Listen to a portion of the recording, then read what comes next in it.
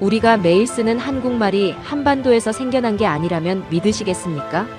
우리가 매일 쓰는 이 한국어는 어디서 시작됐을까요? 학교에서 배운 대로 그냥 한반도에서 쓰여온 말일까요? 아니면 우리가 알지 못하는 어느 머나먼 땅에서 흘러들어온 흔적일까요? 그런데 최근 한 가지 놀라운 사실이 드러났습니다. 한반도가 중국 문명의 변방이었다는 중국 측 주장을 통째로 뒤집을 만한 증거가 우리말 속에서 발견된 겁니다. 우리가 받은 것은 중국으로부터가 아니라 전혀 다른 방향에서 흘러왔다는 흔적이었어요. 그 충격적인 전말을 지금 공개합니다. 한 언어가 7,000km를 살아서 건넌다는 게 가능한 일입니까? 저는 23년 동안 그게 안 된다고 가르쳐 왔어요. 바다를 건너면 언어는 쪼개지고 산맥을 넘으면 전혀 다른 것이 됩니다. 그게 비교 언어학의 기본이거든요. 저는 마틴 애슈크로프트, 런던 대학교에서 드라비다 언어 계통을 23년째 연구해온 비교 언어학자입니다. 그리고 이 이야기는 제가 평생 당연하게 여겨온 그 원리가 처음으로 흔들렸던 여정의 기록이에요. 드라비다어라는 말이 낯선 분들이 많으실 겁니다. 인도에는 공식 언어가 37개 있는데 그 가운데 남부 지역에서 오래전부터 이어져 온 언어 계통이 드라비다어예요. 그 중에서도 타밀어는 2600년 이상의 문헌 기록을 가진 언어입니다. 지금도 인도 남부 타밀나두주와 스리랑카 북부에서 수천만 명이 쓰고 있는 살아있는 언어죠. 제가 이 언어에 23년을 매달려온 건 단순한 호기심이 아니었어요. 타밀어는 알타이어와도 다르고 인도 유럽어와도 다른 아주 독립적인 언어입니다. 어느 언어와 뿌리를 공유하는지 지금까지도 분명하게 밝혀지지 않은 채 수천 년을 홀로 이어져 온 언어예요. 세계에서 가장 오래된 살아있는 언어 중 하나로 꼽히는데 그 독립성이 저에게는 언제나 가장 큰 수수께끼였습니다. 바로 그 미스터리가 저를 23년째 이 자리에 붙잡아 두었어요. 이 이야기가 시작된 건 인도 첸나이에서 열린 국제 드라비다어 학술 행사에서였습니다. 현지 연구자 라비 나가라잔이 단상에서 종이 한 장을 꺼냈어요. 타밀어 단어를 하나씩 읽고 그 옆에 한국어를 나란히 적어 내려가는 방식이었습니다. 처음 몇 개는 그냥 들었어요. 쌀은 타밀에서도 쌀이라 한다. 풀을 베다는 것도 타밀에서는 풀이라는 단어를 쓴다. 소금도 소금이고요. 흥미롭긴 했지만 크게 놀랍지는 않았습니다. 기후가 비슷한 농경 문화권 사이에서는 이런 일이 가끔 있거든요. 그 순간까지도 이게 흥미로운 통계 정도로 마무리될 거라고 생각하고 있었어요. 그런데 라비가 다음 단어를 읽는 순간 달라졌습니다. 아버지를 아빠씨 또는 아빠라 한다. 어머니를 엄마, 언니를 언니라 하고 큰 언니는 칸 언니라 한다. 저는 그 순간 노트에서 눈을 들었어요. 여러분 아시잖아요. 음식 이름이나 자연물 단어가 비슷한 건 어느 정도 설명이 됩니다. 그런데 가족을 부르는 말은 다른 층에 있는 단어거든요. 아이가 세상에 나와서 가장 먼저 배우는 그 말이 다른 언어와 같다는 건 단순한 차용이나 우연으로 넘기기 어렵죠. 라비는 멈추지 않았습니다. 한국 경상도 말로 상대를 부를 때 니라고 하죠. 타밀에서도 니예요. 엉덩이를 경상도에서는 궁뒤라 하는데 타밀에서도 궁뒤입니다. 이빨은 빨이고요. 이쯤 되자 행사장이 조용해졌어요. 앞줄에 앉아있던 학자 두 분이 눈을 마주쳤고 뒤쪽에서 누군가 짧게 탄성을 냈습니다. 저도 펜을 들었는데 뭘 써야 할지 한동안 생각이 나질 않았어요. 이런 밀도의 유사성을 23년 연구 인생에서 본 적이 없었거든요. 거기서 끝이 아니었습니다. 아기를 등에 업을 때 어부바라고 하지 않습니까? 타밀에서도 어부바 아부바예요. 아기를 달랠 때 잼잼을 하죠. 거기서도 잼잼을 합니다. 도리도리 짝짝꿍도 거의 그대로였어요. 받침 한두 개 빠졌을 뿐인데 발음이 너무 닮아 있었습니다. 언어학자로서의 방어 본능이 자동으로 올라왔어요. 차용이다. 아기 말은 전 세계 어디서나 비슷한 경향이 있다. 이런 설명들이 줄지어 머릿속을 지나갔습니다. 그런데 어순이 발목을 잡았어요. 한국어는 주어 목적어 동사 순서죠. 타밀어도 정확히 주어 목적어 동사입니다. 영어는 주어 동사 목적어예요. 중국어도 마찬가지고요. 이 구조까지 같은 언어는 세계에서 손꼽힐 정도로 드뭅니다. 거기에 500개 이상의 어휘 유사성까지 더해지면 설명의 범위를 완전히 벗어나 버려요. 이게 그냥 우연이라면 세상에 우연이라는 단어가 필요 없을 것 같았습니다. 500개, 2000개. 이게 얼마나 대단한 숫자인지 아십니까? 일본어와 한국어 사이의 공통 어휘보다 많게는 10배 가까이 많은 숫자입니다. 일본은 지금도 한반도 바로 옆에 있는 나라잖아요. 그런데 7000km 넘어 인도 남부 언어가 그 옆 나라보다 한국어와 더 가깝다는 게 말이 됩니까? 저는 그날 저녁 숙소에서 자료를 다시 폈어요. 혹시 분류 기준이 너무 느슨한 건 아닌지 하나씩 확인했습니다. 엄격하게 걸러도 수백 개는 남았어요. 발표가 끝난 뒤 라비에게 직접 물었습니다. 이 연구가 학계에서 어떻게 받아들여지냐고요? 대답이 짧았어요. 진지하게 보는 사람이 아직 많지 않다고 했습니다. 이 분야를 연구하는 사람이 틀렸다는 게 아니라 관심 밖에 있다는 거였어요. 주류 학계가 외면한다는 게 오히려 이 주제를 덮어두고 싶은 사람들이 있다는 뜻처럼 들렸습니다. 그 말이 마음에 걸렸어요. 그날 밤 저는 잠을 거의 자지 못했습니다. 라비의 목소리가 계속 머릿속을 맴돌았어요. 그리고 라비가 발표 끝에 꺼낸 한마디가 특히 떠나질 않았습니다. 이 단어들이 가리키는 곳이 한반도 남부라고 했어요. 그리고 그 남부에는 가야라는 왕국이 있었다고요. 런던으로 돌아오는 비행기 안에서 저는 한국이라는 나라를 머릿속에서 떠올려 봤어요. 분단된 작은 반도 국가. 오래된 문명의 거대한 흔적과 연결되는 곳이라는 인상이 제 안에는 없었습니다. 타미러가 한반도를 가리킨다는 건 어떻게 봐도 지나친 비약처럼 느껴졌어요. 인도에서 한반도까지 바닷길로 이동하는데 몇 달씩 걸리는 시대였을 텐데. 그 먼 거리를 건너 언어가 살아남았을 리 없습니다. 가야나 신라 같은 한반도 남부 왕국들이 인도와 직접 연결됐다는 건 주류 학계가 받아들이지 않는 견해였어요. 저도 그 학계 안에 있는 사람이었습니다. K-팝이 유행하는 건 알았지만 그게 고대 문명과 무슨 상관이냐 싶었고요.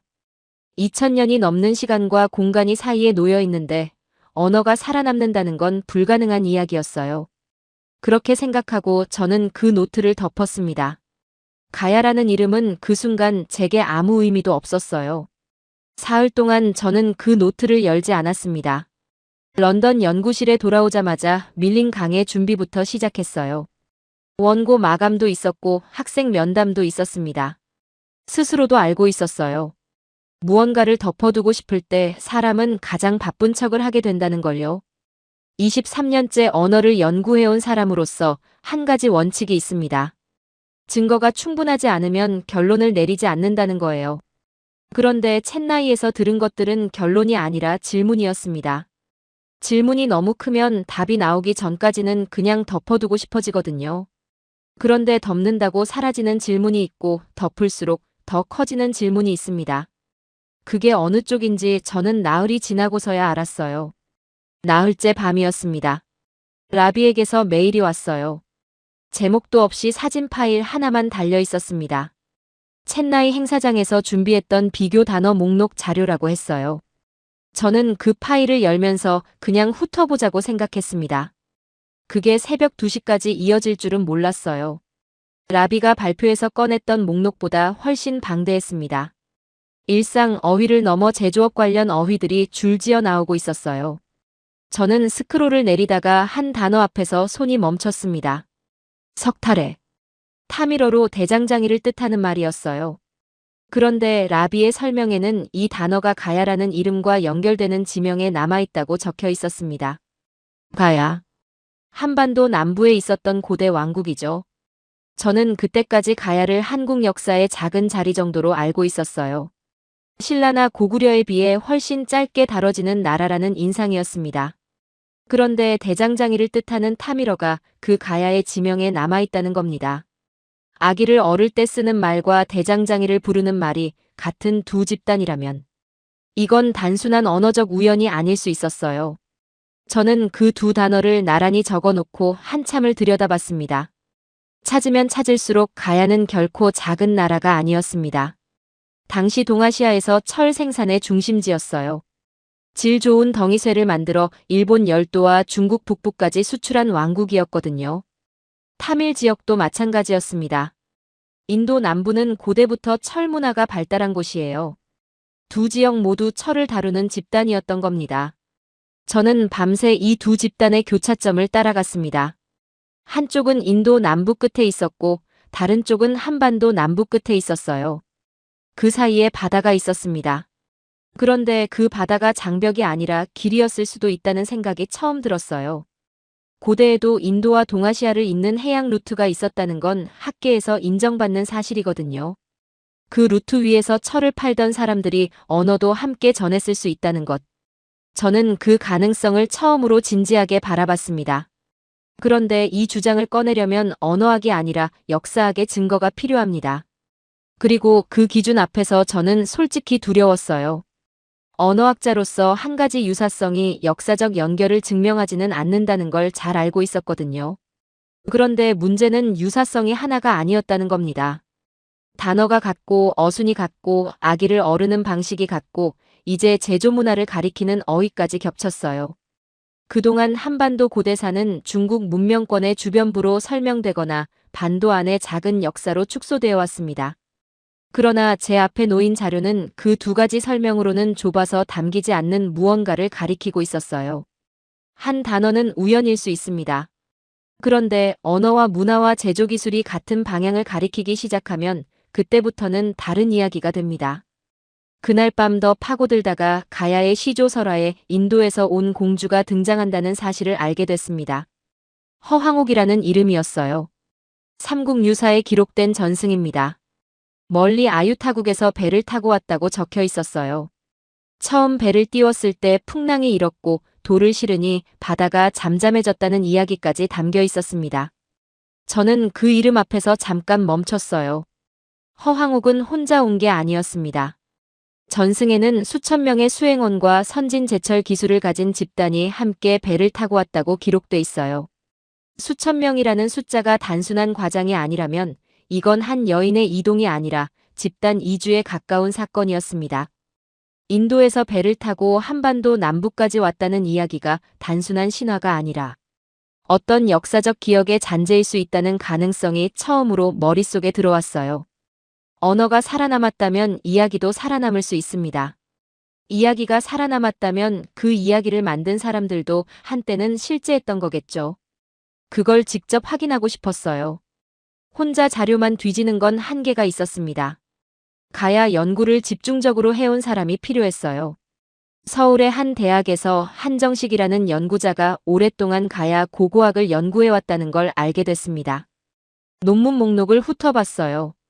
가야의 철 문화와 주변 지역 교류망에 관한 연구들이었습니다. 가야의 교역 범위를 한반도 외부까지 추정하는 내용도 있었어요. 저는 그 논문 제목을 한참 들여다봤습니다. 그리고 메일을 썼어요. 드라비다어 연구자인데 타밀어와 한국어 유사성이 가야와 연결될 수 있다고 보는데 혹시 만날 수 있겠느냐고요. 터무니없게 들릴 수도 있다는 걸 알면서도 그렇게 썼습니다. 메일을 보내고 저는 잠시 멍하니 앉아 있었어요. 23년 동안 드라비다어를 연구해온 사람이 한반도 고대사 학자에게 연락을 하고 있다는 게 저 스스로도 낯설었습니다. 일주일 전만 해도 이건 제 연구 영역이 아니었어요. 그런데 석탈해라는 단어 하나가 저를 여기까지 끌고 왔습니다. 이 생각을 한번 하고 나면 되돌아갈 수가 없었어요. 한정식에게서 답장이 온 건 이틀 뒤였습니다. 저도 오래전부터 비슷한 생각을 해왔습니다. 직접 만나 이야기하고 싶습니다. 그가 한국에 있었고 저는 런던에 있었지만 우리는 이미 같은 질문 앞에 서 있었어요. 논문 하나 읽고 충동적으로 메일을 보낸 게 전부였지만 그것으로 충분했습니다. 저는 다음 날 바로 한국행 항공편을 알아봤어요. 한정식은 공항 출구에서 저를 기다리고 있었습니다. 처음 본 순간 예상보다 조용한 사람이었어요. 악수를 하면서 짧게 말했습니다. 멀리서 오셨습니다. 그게 전부였어요. 저도 짧게 답했습니다. 오래 기다리게 했습니다. 우리는 그렇게 처음 만났어요. 공항 밖으로 나와 차를 타고 김해로 향했습니다. 런던에서 12시간 넘게 날아온 몸이었는데 이상하게 잠이 오지 않았어요. 창밖으로 낮은 산들이 이어지고 그 사이로 논과 밭이 깔려 있었습니다. 한정식이 앞을 보면서 짧게 말했어요. 가야는 이 땅 전체에 있었습니다. 고분도 있고 왕릉도 있고요. 그런데 사람들이 잘 모릅니다. 저는 그 말을 들으면서 창밖의 낮은 구릉들을 오래 바라봤습니다. 저 구릉들 아래에 가야가 묻혀 있고 그 가야를 오랫동안 작은 나라로 불러온 사람들이 있었다는 것을요. 그게 무지였는지 의도였는지 저는 아직 몰랐어요. 한정식은 저를 박물관이 아닌 곳으로 데려갔어요. 골목 안쪽에 오래된 건물이었습니다. 간판도 없었고 문 앞에는 좁은 계단이 있었어요. 화려한 세미나 홀을 기대했다면 당혹스러울 수 있는 곳이었습니다. 하지만 저는 오히려 편했어요. 자료가 있는 곳은 언제나 화려하지 않거든요. 중요한 것들은 대체로 눈에 잘 띄지 않는 곳에 있었습니다. 한정식이 문을 열면서 말했습니다. 발굴 현장 사진이랑 연구 자료들 먼저 보시는 게 맞을 것 같아서요. 눈으로 보시고 나서 왕릉 현장에 가는 게 좋습니다. 자료실 안은 생각보다 넓었어요. 벽 한쪽에는 사진들이 붙어 있었고 책상 위에는 두꺼운 자료 파일들이 쌓여 있었습니다. 한정식은 서랍을 열어 사진들을 꺼냈어요. 가야 발굴 현장 사진이었습니다. 덩이쇠가 여러 개 나란히 놓인 사진이었어요. 한정식이 설명했습니다. 이 덩이쇠가 당시 동아시아 철 교역의 기준이 됐습니다. 일본에서도 이 가야의 덩이쇠를 화폐처럼 사용했어요. 저는 그 설명을 들으면서 활자로 읽던 가야와 지금 눈앞에 있는 가야가 완전히 다른 것임을 느꼈습니다. 책에서 읽은 가야는 설명이었어요. 그런데 이 사진들 앞에서 가야는 실체였습니다.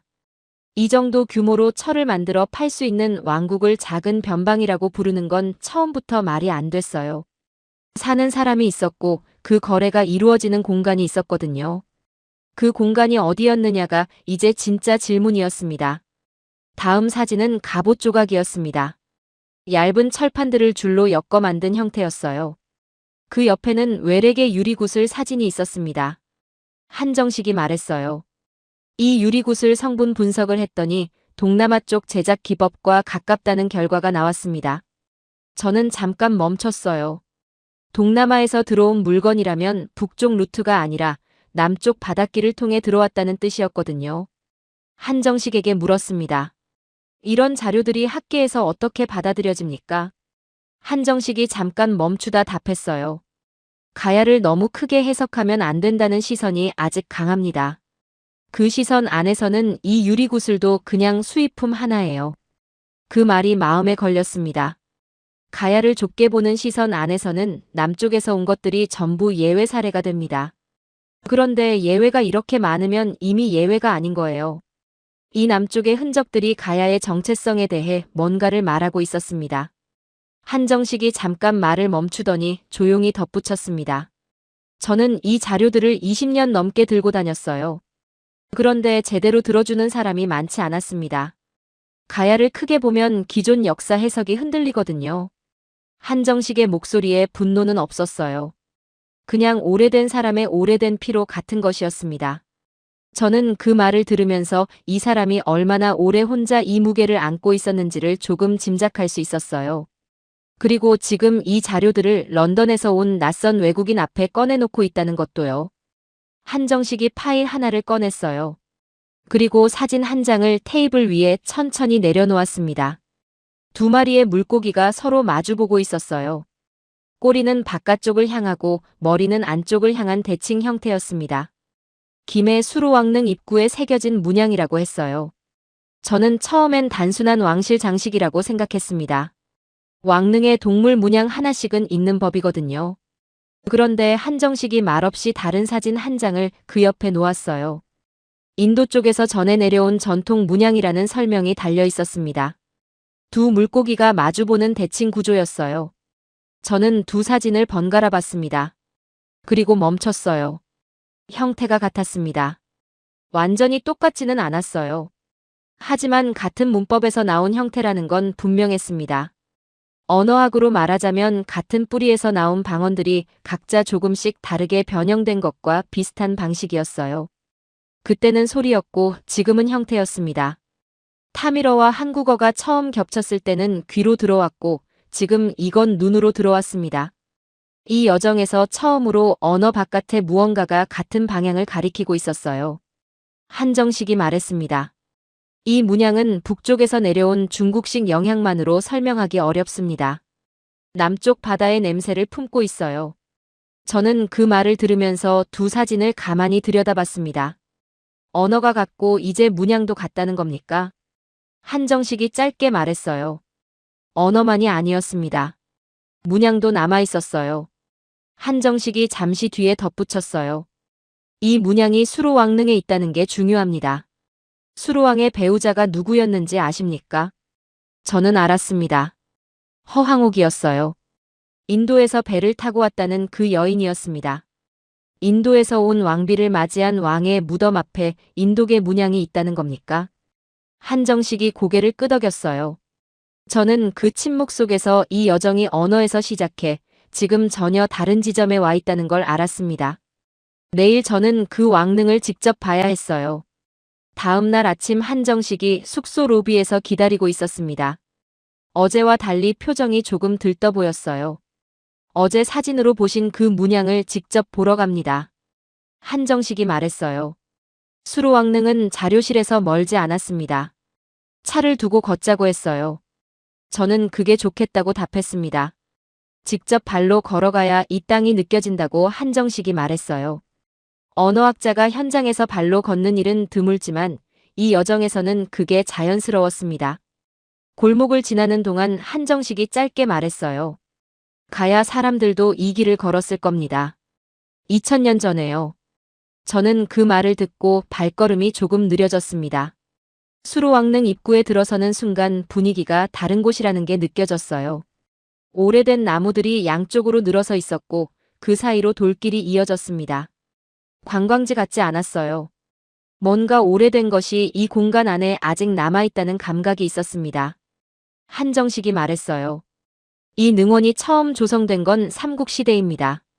이미 그 시대에 수로왕의 무덤이 이 자리에 있었어요. 왕릉 앞에 도착하자 한정식이 말없이 손가락으로 한 곳을 가리켰습니다. 입구 석조물 위에 2마리 물고기가 새겨져 있었어요. 어제 자료실에서 사진으로 봤던 그 쌍어문이었습니다. 사진은 종이 위의 흔적이었지만 이건 2000년 가까이 비바람을 견뎌온 돌 위에 살아있는 문양이었어요. 그게 달랐습니다. 저는 그 앞에서 한참 서 있었습니다. 그때 뒤쪽에서 누군가 다가오는 소리가 들렸어요. 한정식이 돌아보더니 짧게 손을 들었습니다. 오 박사라는 분이었어요. 김해에서 오래 살면서 남부방언과 어린이 놀이말을 연구해온 분이라고 한정식이 소개해줬습니다. 작은 체구에 눈빛이 또렷한 분이었어요. 오 박사가 한국말로 짧게 말했고 한정식이 통역해줬습니다. 어제 사진으로 보신 것보다 실제가 더 명확하지요. 그 말에 저는 고개를 끄덕였어요. 한정식이 허황옥 이야기를 시작했습니다. 저는 그 전승을 어렴풋이 알고 있었지만 자세히 들은 적은 없었어요. 허황옥은 서기 48년에 가야로 왔습니다. 삼국유사에는 멀리 아유타국에서 배를 타고 왔다고 기록되어 있어요. 처음 배를 띄웠을 때 풍랑이 일었고 돌을 실으니 바다가 잠잠해졌다는 이야기까지 담겨 있었습니다. 그렇게 한반도 남부에 도착해 수로왕과 혼인했어요. 저는 그 이야기를 들으면서 잠깐 멈췄습니다. 서기 48년이면 거의 2000년 전이에요. 그 시대에 인도에서 한반도까지 배로 왔다는 기록이 남아있다는 건 단순한 신화로 처리하기 어려웠습니다. 신화라고 부르는 순간 질문이 멈추거든요. 한정식이 말을 이었어요. 아유타국이 어디냐를 놓고 학자들이 오래 논쟁했습니다. 남인도라고 보는 쪽이 있고 북인도 아요디아라고 보는 쪽도 있고 태국이라고 보는 쪽도 있어요. 중인도라는 설도 있고요. 결론이 아직 없습니다. 그런데 어느 쪽이든 공통점이 하나 있어요. 바다를 통해 왔다는 겁니다. 북쪽 육로가 아니라 남쪽 바닷길이라는 거예요. 저는 그 말을 들으면서 어제부터 머릿속에서 돌고 있던 생각이 또렷해지는 걸 느꼈습니다. 타밀어와 한국어의 유사성이 언어학적으로 설명이 안 됐고 쌍어문도 북방 루트로는 설명이 안 됐어요. 그런데 바닷길을 열어두면 갑자기 이 모든 것이 다른 각도에서 보이기 시작합니다. 오래된 지도 위에 없던 길 하나가 그어지는 느낌이었어요. 오 박사가 옆에서 조용히 덧붙였습니다. 한정식이 통역해줬어요. 가야를 작은 지방 세력으로만 보면 이런 전승은 장식처럼 보입니다. 그런데 가야를 바다와 연결된 왕국으로 보면 전승은 전혀 다른 지도 위에 놓이게 돼요. 같은 이야기인데 가야를 어떻게 보느냐에 따라 의미가 완전히 달라지는 거였어요. 반도 안에 작은 세력으로 가두면 허황옥은 그냥 신화 속 장식이고요. 바다와 연결된 왕국으로 보면 허황옥은 실제 이동의 기억입니다. 오 박사가 한정식과 잠깐 의논하더니 다시 말했어요. 한정식이 통역했습니다. 이 근처에 파사석탑이 있습니다. 허황옥이 배에 싣고 왔다는 돌로 만든 탑이에요. 보통 배에 물건을 실을 때는 가볍고 귀한 것을 싣지 풍랑을 잠재우려고 돌을 싣지는 않습니다. 그런데 그 돌을 분석해보니 한반도 암석이 아니라 인도 쪽 암석과 가깝다는 결과가 나왔어요. 풍랑 때문이 아니라 고향의 돌을 싣고 왔던 거예요. 자기가 떠나온 곳을 기억하기 위해서요. 저는 그 해석이 마음에 걸렸습니다. 신화의 한 장면이 갑자기 한 사람의 마음의 흔적으로 바뀌는 순간이었거든요. 한정식이 왕릉 주변을 천천히 걸으면서 말을 이었어요. 가야는 철을 만들어 팔았습니다. 철을 팔려면 사는 사람이 있어야 했어요. 그 거래가 이루어진 공간이 바다였습니다. 바다를 통해 들어온 것은 철값을 치른 물건들만이 아니었을 거예요. 언어도 문양도 사람도 함께 들어왔겠지요. 저는 그 말을 들으면서 어제 자료실에서 본 외래계 유리구슬을 떠올렸습니다. 그것도 같은 바닷길로 들어온 것이었어요. 오 박사가 말했어요. 언어는 피보다 오래 남을 때가 있습니다.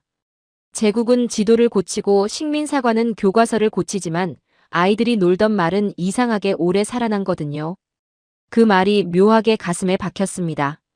한정식이 옆에서 짧게 덧붙였어요. 박사님이 챗나이에서 들으신 그 단어들이 아마 그 흔적입니다. 저는 두 사람에게 물었습니다. 다음은 어디입니까? 한정식이 짧게 답했어요. 바닷길입니다. 인도에서 가야까지 어떻게 왔는지를 봐야 합니다. 저는 그 말을 들으면서 이 여정이 김해에서 끝나지 않겠다는 걸 직감했어요. 언어가 첫 번째 흔적이었고 문양이 두 번째 흔적이었고 전승이 세 번째 흔적이었습니다. 이 세 흔적을 같은 길 위에 놓을 수 있는 건 이제 하나밖에 남지 않았어요. 바로 바다였습니다.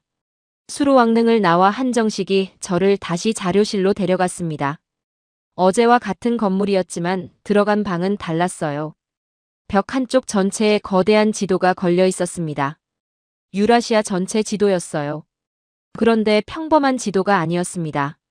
바다 위에 무수한 선들이 그어져 있었어요. 한정식이 말했습니다. 해양 실크로드 자료입니다. 제가 가야 연구를 하면서 가장 많이 들여다본 지도예요. 저는 그 지도 앞에 한참 서 있었어요. 선들이 인도양을 가로지르고 동남아를 지나 한반도 남부에 도달하고 있었습니다. 시작은 로마였고 중간은 인도 타밀나두였으며 끝은 한반도 남해안이었어요. 한 장의 지도가 머릿속에서 흩어져 있던 점들을 한꺼번에 정렬시키고 있었습니다. 한정식이 말했어요. 우리는 보통 실크로드라고 하면 중국과 로마를 잇는 육로만 떠올립니다. 그런데 그 시대의 물동량이 훨씬 더 많았던 길이 바로 이 바닷길이었어요. 로마에서 출발해 아라비아를 거치고 인도양을 건너 동남아를 지나 한반도 남부까지 이어지는 길이었습니다. 저는 그 선을 손가락으로 따라가다 타밀나두 지점에서 멈췄어요. 챗나이가 바로 이 지점이었습니다. 라비가 발표를 한 그 도시가 이 길의 가장 큰 허브였던 거예요. 손가락 끝에서 묘한 떨림이 올라왔습니다. 제가 출발한 곳과 제가 지금 와 있는 곳이 이 한 장의 지도 위에서 하나의 선으로 이어져 있었거든요. 한정식이 말을 이었습니다. 인도 타밀나두에서는 지금도 로마 동전이 출토됩니다. 그 지역이 이 루트의 가장 큰 허브였어요. 향신료, 면직물, 유리 도자기 같은 것들이 거기서 동서로 나뉘었습니다. 그리고 그 동쪽 끝에 가야가 있었어요. 가야의 철이 동아시아에서 제일이었으니까요. 이 길을 타고 가야 철이 서쪽으로 나갔고 서쪽의 물건들이 동쪽으로 들어왔습니다. 저는 그 말을 들으면서 어제 자료실에서 본 외래계, 유리구슬과 석타래라는 단어가 어떻게 연결되는지를 비로소 이해했어요. 따로따로 보면 우연이었던 것들이 이 지도 위에서는 같은 길 위의 점들이었습니다. 그때 한정식이 노트북을 열었습니다. 화상 연결 화면이 떴어요. 라비였습니다. 인도에서 늦은 밤이었을 텐데 라비는 깨어 있었어요. 마틴 박사님 진척이 있다고 들었습니다. 라비가 말했어요. 저는 그동안 본 것들을 짧게 정리해 들려줬습니다. 쌍어문 허황옥 전승 외래계 유리구슬 그리고 이해양 실크로드 지도까지요. 라비가 잠시 말이 없다가 답했어요. 그렇다면 한 가지가 분명해집니다. 타미러가 가야로 어떻게 갔는지를 설명할 수 있는 길이 생겼다는 거예요. 그 길이 바로 그 바다입니다. 라비가 화면 너머로 자료 하나를 공유했어요. 인도 남부에서 출토된 고대 항해 기록이었습니다. 일정한 계절풍을 타고 동쪽으로 가는 배들이 정기적으로 출항했다는 내용이었어요. 그 배들이 향하는 곳 중에 한반도 남부가 있었습니다. 라비가 설명했어요. 12월과 1월에 동북 계절풍이 불면 인도 남부에서 동쪽으로 배가 나갑니다. 그 바람이 동남아 해안까지 데려다 줘요. 거기서 다른 계절풍을 받아 북쪽으로 올라오면 한반도 남해안에 닿습니다. 한 번 항해에 몇 달이 걸리지만 정기적으로 다닐 수 있는 길이었어요. 그 시대 사람들에게 바다는 우리가 생각하는 장벽이 아니었습니다. 길이었어요. 바람을 알고 별을 알면 건너갈 수 있는 길이었습니다. 우리가 바다를 장벽으로 보기 시작한 건 훨씬 뒤에요. 저는 그 설명을 들으면서 어떤 질문 하나가 바뀌는 걸 느꼈습니다. 그동안 저는 인도에서 가야까지 사람이 정말 갔을까를 묻고 있었어요. 그런데 이제 다른 질문이 들어왔습니다. 그 길 위에 어떤 흔적이 남았을까? 첫 번째 질문은 가능성을 묻는 질문이었고 두 번째 질문은 결과를 묻는 질문이었어요. 저는 이미 그 결과들을 보고 있었습니다. 타미러가 첫 번째 흔적이었고 쌍어문이 두 번째 흔적이었으며 허황옥 전승이 세 번째 흔적이었어요. 이 세 가지가 같은 길 위에 놓여 있는 거였습니다. 가능성을 묻던 사람이 결과를 묻는 사람으로 바뀌는 순간이었어요.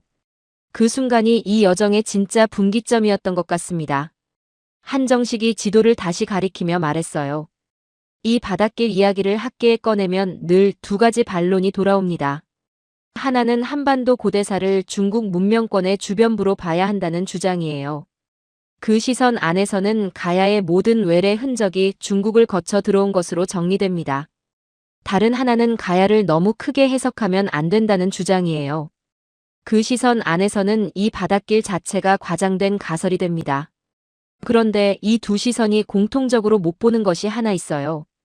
바다입니다. 한정식이 잠시 멈추다 말을 이었습니다. 중국은 한반도 고대사의 흔적을 자기 문명권 안으로 끌어들이려 했고 일본은 그 흔적을 반도 안에 가두려 했어요. 그런데 바닷길은 그 두 지도 바깥으로 뻗어 있었습니다. 저는 그 말을 듣고 한참 말이 나오지 않았어요. 바깥으로 뻗어 있었다는 그 한마디가 모든 것을 정리하는 말이었거든요. 두 지도가 아무리 좁게 그어져 있어도 그 바깥에 실제 길이 있었던 거예요. 그 길 위에서 사람과 물건과 언어와 문양이 이동했고 그 흔적이 지금까지 돌과 단어와 전승으로 살아남았던 겁니다. 두 지도는 처음부터 좁았어요. 그게 잘못이었던 거예요. 라비가 화면 너머로 조용히 말했습니다. 마틴 박사님 한 가지만 더 물어보고 싶습니다. 그 길 위로 물건과 언어와 문양이 움직였다면 다른 것도 움직였을 가능성이 있지 않겠습니까? 저는 그 질문이 어디로 향하는지 짐작이 갔어요. 한정식도 한 박자 늦게 같은 방향을 바라보고 있었습니다. 라비가 짧게 말했어요. 신앙입니다. 저는 그 단어 앞에서 멈췄어요. 바람과 별을 따라 사람과 물건이 건너갔다면 그 사람들의 마음에 담긴 것도 같이 건너갔을 겁니다. 그게 무엇이었느냐가 이제 다음 질문이었어요. 자료실의 지도 위에서 그 답은 아직 그어져 있지 않았습니다. 그러나 그 답을 향한 선이 이미 머릿속에서 그어지고 있었어요. 라비의 화상 연결을 끄는 뒤에도 저는 한참 동안 자리에서 일어나지 못했습니다. 한정식이 먼저 입을 열었습니다. 박사님 사실은 저도 라비 박사가 그 단어를 꺼냈을 때 같은 사람이 떠올랐어요. 누구입니까? 한정식이 말했습니다. 사도 도마입니다. 저는 그 이름을 듣고 잠깐 숨이 멎었어요. 라비가 말하기 전부터 제 안에서도 같은 이름이 떠올라 있었거든요. 사도 도마였습니다. 예수님의 12제자 중 한 사람이었어요. 의심 많기로 유명한 그 도마였습니다. 부활하신 예수님을 보고서야 믿었던 그 사람이요. 그런데 그 도마가 인도로 갔습니다. 초대 교회의 가장 오래된 전승에 따르면 서기 52년경에 도마는 인도 남부에 도착했어요. 그리고 타밀나두 지역에 정착해 20년 가까이 선교 활동을 했습니다. 서기 72년경에 그곳에서 순교했다는 기록이 남아 있었어요. 첸나이 근교에는 지금도 도마의 무덤이라고 전해지는 성당이 서 있습니다. 저는 사실 40대 초반에 이 도마 전승을 직접 조사한 적이 있었어요. 그때 저는 그 길을 인도에서 끝나는 이야기로 정리하고 자료를 덮었습니다. 더 동쪽으로 이어졌다는 증거를 찾지 못했거든요. 그런데 지금 보니 그건 자료가 없어서가 아니었어요. 제가 그 시대의 바다를 몰랐기 때문이었습니다. 바다를 장벽으로 봤기 때문에 더 동쪽으로 가는 길이 머릿속에 그어지지 않았던 거예요. 그런데 어제 한정식이 보여준 해양 실크로드 지도가 그 길을 다시 그어주고 있었습니다. 한정식이 노트북을 다시 켜고 라비를 호출했어요. 라비는 자고 있지 않았습니다. 우리가 같은 결론에 다가가고 있다는 걸 인도에서도 느끼고 있었던 것 같았어요. 라비가 화면 너머에서 말했습니다. 마틴 박사님, 한 가지 자료를 보내드릴게요.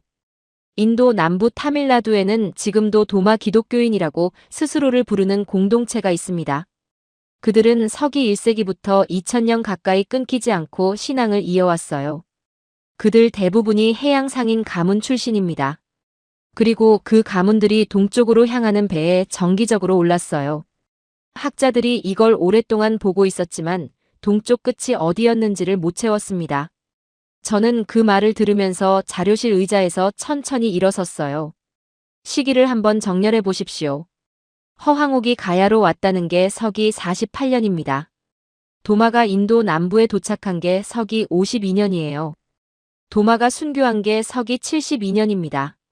이 20여 년 사이에 인도 남부 타밀나두에는 초기 기독교 공동체가 만들어지고 있었어요. 그리고 같은 시기에 그 지역에서 한반도 남부로 향하는 배들이 정기적으로 떠나고 있었습니다. 그 배 위에는 가야의 철을 사러 가는 상인들도 있었고요. 같은 신앙을 품은 사람들도 있었을 겁니다. 같은 배였거든요. 한정식이 천천히 자료 하나를 꺼냈어요. 인도 남부 출토 유물 사진이었습니다. 작은 돌 조각에 2마리 물고기가 새겨져 있었어요. 한정식이 말했습니다. 이게 인도 남부 초기 기독교 공동체에서 나온 물고기 문양입니다. 그리스어로 익투스라고 부르는 그것이에요. 초기 기독교에서 물고기는 예수 그리스도의 상징이었습니다. 박해의 시대에 신자들이 서로를 알아보는 표식이었어요. 저는 그 사진을 봤습니다. 그리고 어제 본 가야 수로왕릉의 쌍어문 사진을 옆에 놓았어요. 두 사진이 책상 위에 나란히 놓이는 순간 저는 손이 떨리는 걸 느꼈습니다. 같은 시기였습니다. 같은 출발지였어요. 같은 바닷길이었습니다. 그리고 같은 상징이었어요. 2마리의 물고기. 초기 기독교 공동체가 박해를 피해 동방으로 흩어졌다는 건 교회사에서 오래된 사실이었습니다. 그들이 어디까지 갔는지가 그동안 공백이었어요. 그 공백의 동쪽 끝에 가야가 있었던 거예요. 우연이라고 부르기에는 점들이 너무 많이 정렬돼 있었습니다. 언어가 한 점이었고 문양이 한 점이었고 왕비의 전승이 한 점이었으며 바닷길이 한 점이었습니다. 그 모든 점이 같은 한 줄 위에 놓여 있었어요. 한정식이 조용히 말했어요. 박사님, 한국 사람들 대부분이 이 사실을 모릅니다. 한국 기독교는 서양 선교사가 가져온 거라고만 배우거든요. 19세기에 들어온 거라고요. 그런데 이 자료들이 가리키는 건 그것보다 훨씬 오래된 흔적이에요. 2000년 전 가야 시대에 이 땅에 이미 2마리 물고기가 새겨졌다면 그 의미를 우리는 다시 물어야 합니다. 저는 그 말을 들으면서 한국 고대사에 대해 제가 알고 있던 것들이 얼마나 좁았는지를 새삼 깨달았어요. 중국 문명권의 주변부도 아니었고 일본 식민사관이 그린 좁은 반도사도 아니었습니다. 가야는 그 두 지도 바깥으로 뻗어 있는 거대한 해양 네트워크의 동쪽 끝점이었어요. 그리고 그 끝점에 2000년 전 신앙의 흔적이 닿아 있었던 겁니다. 한반도 남부에 사도의 신앙이 닿았을 수 있다는 가능성을 저는 그날 처음 진지하게 들여다봤습니다. 학교에서 배운 어떤 교회사 책에도 이 가능성은 나와 있지 않았어요. 서양 중심의 교회사는 복음이 유럽을 거쳐 동쪽으로 천천히 퍼져나갔다고만 가르쳤습니다. 그런데 자료가 보여주는 그림은 달랐어요. 복음은 이미 1세기에 바닷길을 타고 동방으로 흩어지고 있었고 그 동쪽 끝이 한반도 남부였을 수 있다는 거였습니다. 이게 사실이라면 한국의 신앙사는 2000년을 거슬러 올라가는 이야기가 됩니다. 라비가 화면 너머에서 조용히 덧붙였습니다. 마틴 박사님, 인도 남부의 도마 기독교인들은 자신들의 신앙이 동쪽 어딘가로 더 갔다고 믿어왔어요. 그게 어디인지를 그들 스스로도 몰랐습니다. 박사님이 이번 여정에서 그 답에 닿고 계신 거예요. 저는 그 말을 듣고 한참 동안 두 사진을 번갈아 봤어요. 인도 남부의 물고기와 가야 왕릉의 물고기. 2000년의 시간과 7000km의 바다를 사이에 두고 같은 상징이 새겨져 있었습니다. 한국에서 돌아온 지 2달 뒤 저는 런던에서 열린 유럽 동아시아 고대사 학회 자리에 섰습니다. 그동안 김해에서 가져온 자료들을 정리하고 인도에서 라비가 보내준 추가 자료들을 검토하면서 한 편의 발표문을 만들었어요. 제목은 짧게 붙였습니다. 타미러 가야 그리고 2마리 물고기. 자료를 넘기는 손이 떨릴 정도였습니다. 23년 동안 언어를 연구해왔지만 이런 자리에 이런 발표문을 들고 서본 적은 처음이었거든요. 청중석에는 유럽 학계의 주요 동아시아 연구자들이 앉아 있었습니다. 한정식과 오 박사도 한국에서 와 있었어요. 라비도 화상으로 연결되어 있었습니다. 그리고 요한 클라우스너가 맨 앞줄에 앉아 있었어요. 회의론자 자리였습니다. 그가 그 자리에 앉은 건 이미 우리가 합의한 그림이었어요. 회의론을 통과하지 못한 가설은 가설이 아니거든요. 저는 첫 슬라이드부터 자료를 차례로 띄웠습니다. 타미러와 한국어 사이에서 반복되는 생활어와 놀이말 목록이 첫 슬라이드였어요. 두 번째 슬라이드는 김해 수로왕릉의 쌍어문이었습니다. 세 번째는 허황옥 전승의 핵심 기록이었어요. 네 번째는 해양 실크로드 지도였고 다섯 번째는 인도 남부 도마 공동체의 익투스 문양이었습니다. 한 장 한 장 넘길 때마다 발표장 안의 공기가 달라지는 게 느껴졌어요. 처음에 가벼웠던 표정들이 점차 굳어졌습니다. 노트에 무언가를 적는 사람들도 늘어났어요. 첫 번째 반론이 나왔습니다. 케임브리지에서 동아시아 고대사를 가르치는 한 학자였어요. 그가 말했습니다. 박사님, 이 모든 외래 흔적은 사실 중국 문명권을 거쳐 들어온 것으로 설명이 가능합니다. 한반도 남부의 고대 문화는 결국 중국 문명권의 주변부에서 형성된 것이고 그 안에서 외래 요소들이 흡수된 거예요. 가야의 쌍어문도 인도 직접 연결로 보기보다는 중국을 거친 2차 전파로 보는 게 학계 다수의 입장입니다. 저는 그 말을 끝까지 들었어요. 그리고 화면을 한 장 더 넘겼습니다. 중국 측 어떤 고대 유적에서도 가야 쌍어문과 동일 계통의 문양이 발견되지 않는다는 자료였어요. 저는 짧게 말했습니다. 중국을 거쳐 들어왔다면 중국에 그 흔적이 남아 있어야 합니다. 그런데 중간 지점에서 그 흔적이 비어 있어요. 비어 있는 중간 지점을 거쳐 들어왔다는 설명은 그 자체로 성립하기 어렵습니다. 두 번째 반론은 다른 학자에게서 나왔어요. 그가 말했습니다. 박사님은 가야를 너무 크게 해석하고 계십니다. 가야는 한반도 남부의 작은 연맹 왕국이었어요. 인도와 직접 교류할 만한 해양 역량을 갖춘 왕국이 아니었습니다. 이 자료들은 흥미롭지만 가야의 실제 규모를 넘어서는 해석이에요. 저는 그 학자를 가만히 봤습니다. 그 반론은 일본 식민사관이 한 세기 동안 지속시켜온 프레임의 핵심이었어요. 저는 답했어요.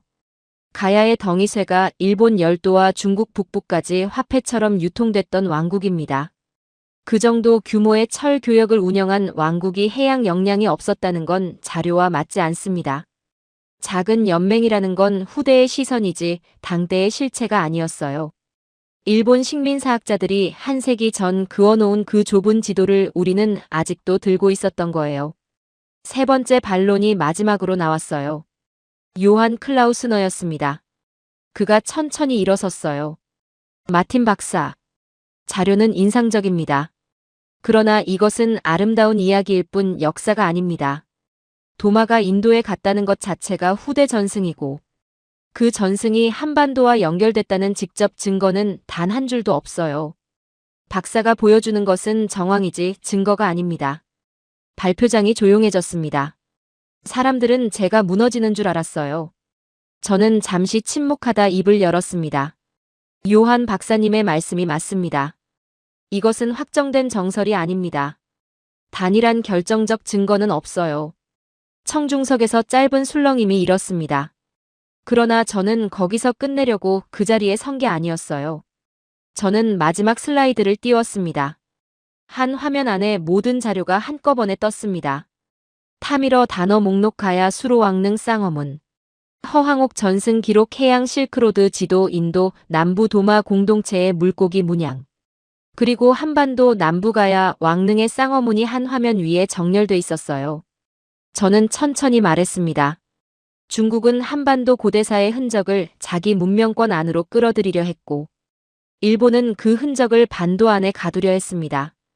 그러나 언어와 문양과 바닷길은 그 두 지도 밖으로 뻗어 있었어요. 이 화면이 그 사실을 보여줍니다. 그리고 저는 화면을 한 번 더 넘겼습니다. 박사님들 사실은 한 장이 더 있습니다. 새 슬라이드 위에는 가야 토기의 사진들이 떠 있었어요. 그 토기 표면에 새겨진 작은 표식들이 확대돼 있었습니다. 가야 도부호라고 부르는 표식들이었어요. 학자들이 오랫동안 토기 제작자의 사인 정도로 분류해온 표식들이었습니다. 저는 그 옆에 다른 사진을 띄웠어요. 고대 페니키아 문자와 초기 히브리어 자모표였습니다. 두 화면이 나란히 떴을 때 발표장 안에 누군가가 짧게 숨을 들이쉬는 소리가 들렸어요. 같은 형태였습니다. 가야 토기에 새겨진 도부호 중 상당수가 페니키아 시대 문자와 초기 히브리어 자모와 일치하는 형태로 새겨져 있었어요. 알레프와 다이렉트 같은 자모들이 가야 토기 위에 그대로 박혀 있었습니다. 그뿐이 아니었어요. 가야 연맹의 한 갈래였던 아라가야의 아라는 고대 세머 계열에서 도시를 뜻하는 말이었고 다라가야의 다라는 진주를 뜻하는 말이었습니다. 가야 사람들이 진주를 생산하고 거래했다는 기록과 정확히 일치하는 장명이었어요. 저는 잠시 말을 멈췄습니다. 박사님들, 이 표식이 중국을 거쳐 가야에 들어왔다고 말씀하실 수 있겠습니까?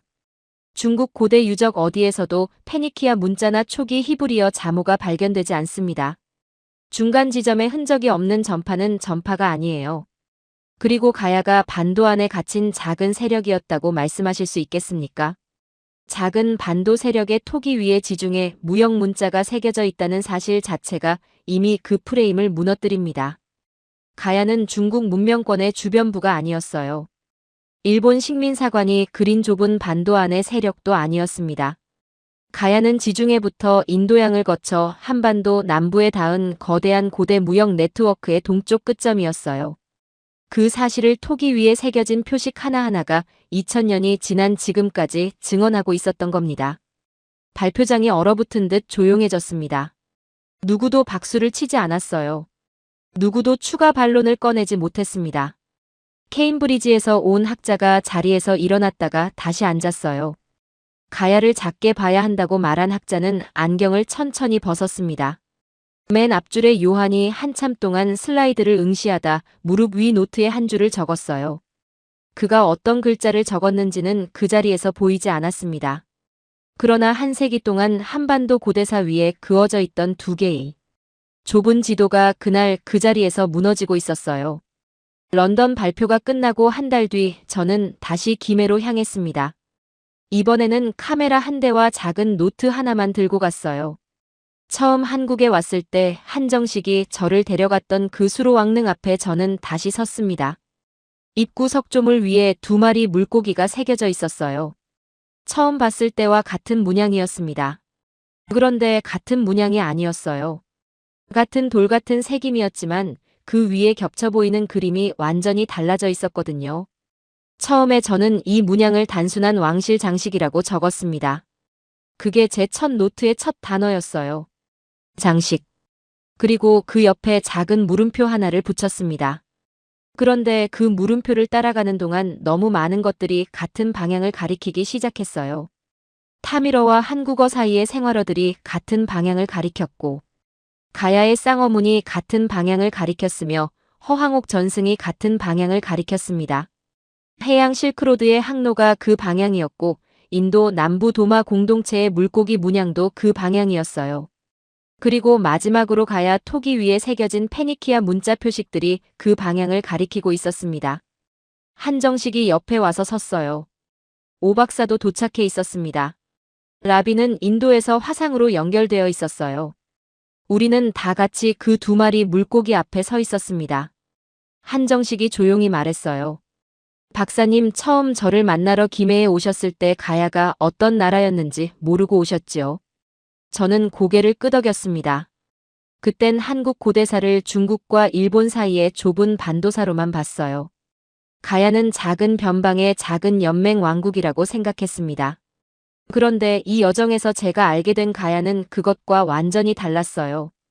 가야는 동아시아 최고의 철을 만들어 일본 열도와 중국 북부까지 화폐처럼 유통시킨 왕국이었습니다. 인도 남부 타밀나두에서 출발한 배가 정기적으로 닿던 항구를 가진 왕국이었어요. 인도에서 온 왕비를 맞이한 왕실이 있었던 왕국이었고 그 왕실의 무덤 앞에 인도계 쌍어문이 새겨진 왕국이었습니다. 토기 표면에는 지중해 무역 문자의 흔적이 남아있던 왕국이었어요. 가야 연맹의 이름들에는 고대 세머의 어휘가 그대로 박혀있던 왕국이었습니다. 가야는 변방이 아니었습니다.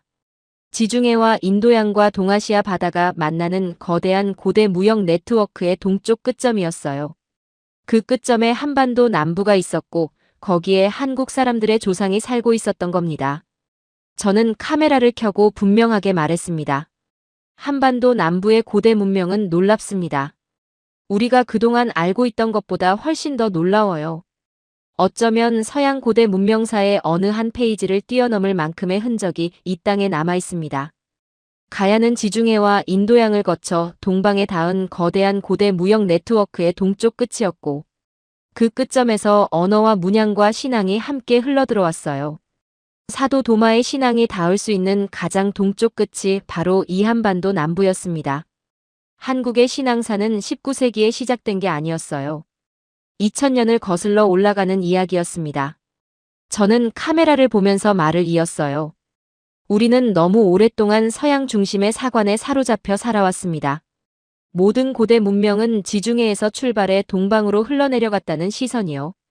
그런데 가야 토기 위에 새겨진 페니키아 문자 표식들을 보면 그 시선이 얼마나 좁았는지 분명해집니다. 지중해와 동방은 일방통행이 아니었습니다. 양방향으로 흐르는 거대한 무역의 양끝이었어요. 한국은 그 동쪽 끝에 자기 자리를 가지고 있었고 거기서 독자적인 고대 문명을 키워간 사람들이 있었습니다. 거기에 더해 우리는 한 세기 동안 중국 중심 역사관과 일본 식민사관의 무거운 그림자 아래 있었어요. 중국은 한반도 고대사의 넓은 흔적을 자기 문명권 안으로 끌어가려 했고 일본은 그 흔적을 반도 안의 좁은 역사로 축소하려 했습니다. 그 두 시선이 한 세기 동안 한국 고대사 위에 덮여 있었어요. 그래서 한국 사람들 대부분이 자기 조상이 누구였는지를 제대로 모르고 자라왔던 겁니다. 그것이 가장 안타까운 일이었어요. 그런데 그 그림자가 이제 걷히고 있습니다. 가려져 있던 것들이 하나하나 수면 위로 올라오고 있어요. 타밀어 속에 한국말 흔적이 한 점 떠올랐고 가야 왕릉의 쌍어문이 한 점 떠올랐으며 허황옥 전승과 해양 실크로드와 도마, 공동체의 물고기와 가야 토기의 페니키아 문자가 차례로 수면 위로 올라왔습니다. 이 점들은 앞으로 더 많이 발견될 거예요. 한국 고대사는 아직 절반도 다 드러나지 않은 상태입니다. 오 박사가 옆에서 한국말로 짧게 말했어요. 한정식이 통역해줬습니다. 박사님, 이게 시작입니다. 한국 사람들이 자기 고대사를 다시 보기 시작하는 시작이에요. 저는 그 말을 들으면서 두 마리 물고기를 다시 한번 바라봤습니다. 2000년 동안 그 자리를 지켜온 두 마리 물고기였어요. 그 물고기 앞에 서서 저는 마지막 한마디를 카메라에 남겼습니다. 앞으로 한국 학계와 국제 학계가 함께 이 흔적들을 더 깊이 연구해야 합니다. 새로운 자료가 더 발굴될 거고 새로운 해석이 더 만들어질 거예요. 그때마다 한반도 고대 문명의 진짜 크기가 한 점씩 더 드러날 겁니다. 그 진짜 크기 앞에서 우리가 알고 있던 한국 고대사는 처음부터 다시 쓰여야 할지도 몰라요. 한반도 남부의 고대 문명은 우리가 알아온 것보다 훨씬 깊고 넓고 오래된 곳에서 시작되고 있었어요. 그 시작을 끝까지 따라가는 일이 이제 막 시작되고 있었습니다. 여러분, 오늘 이야기 어떠셨나요? 오늘 내용은 고대사 자료들을 바탕으로 재구성한 하나의 시나리오였습니다. 우리 고대사는 아직 밝혀져야 할 것들이 정말 많이 남아있다는 생각이 들었습니다.